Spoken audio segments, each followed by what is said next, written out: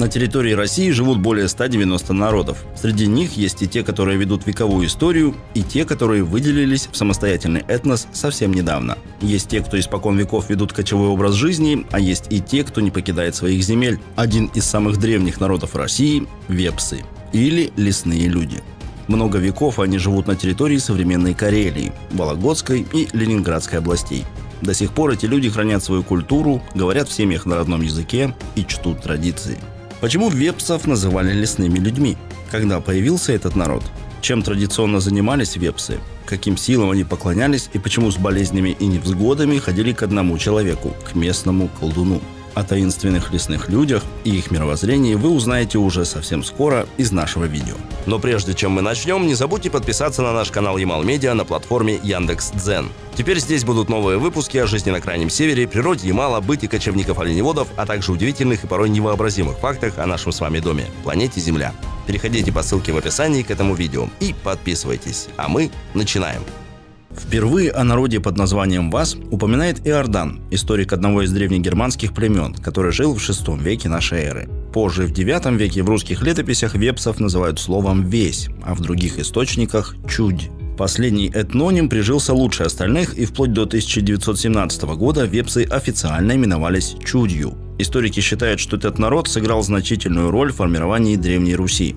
Вместе со славянскими племенами вепсы объединились в военно-политический союз, который и положил начало новому государству. Изначально вепсы занимали территорию от Ладожского озера до Онежского. Постепенно народ мигрировал на северо-восток. Часть населения ассимилировалась с другими этносами. В наши дни людей, которые относят себя к вепсам, насчитывается всего около 6400 человек.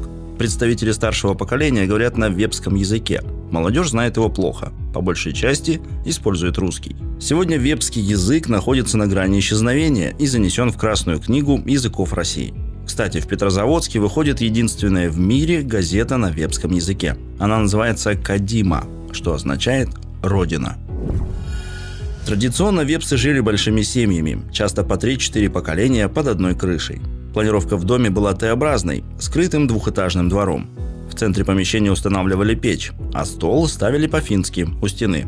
Главой такой большой семьи был самый старший мужчина – дед или отец. Он считался хозяином дома. Его жена была хозяйкой. На ее плечи ложилась забота обо всех домашних делах, уход за животными, приготовление пищи, ткачество и шитье одежды. Кстати, ткацкие станки и прялки мастерили мужчины.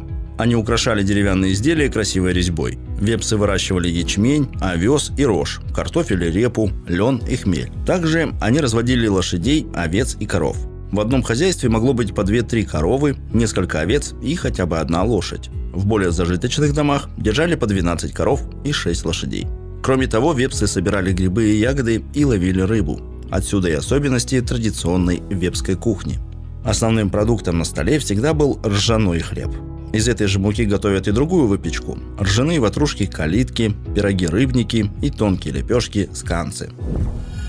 Православие среди вепсов распространилось гораздо раньше, чем среди других малых народностей, еще в XI-XII веках. Вместе с тем не утратилась и вера в духов.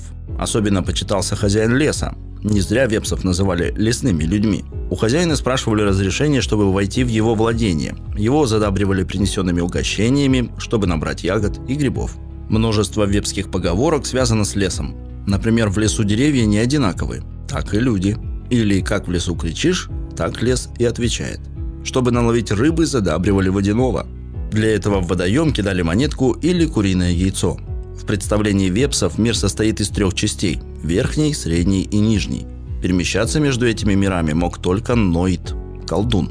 Колдун помогал справиться с болезнями, найти пропавшего человека, помогал пастухам договориться с духом леса или его помощником лешим, чтобы пасти стадо без происшествий.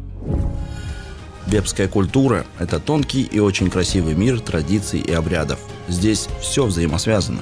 Чтобы сохранить уникальную культуру, в Карелии проводят этнические фестивали, экскурсии для туристов, а в селе Винницы работает фольклорный центр. Большое спасибо за просмотр. Если вам понравилось видео, поставьте лайк и подпишитесь на канал Ямал-Медиа в Яндекс.Дзен, чтобы узнать больше полезного.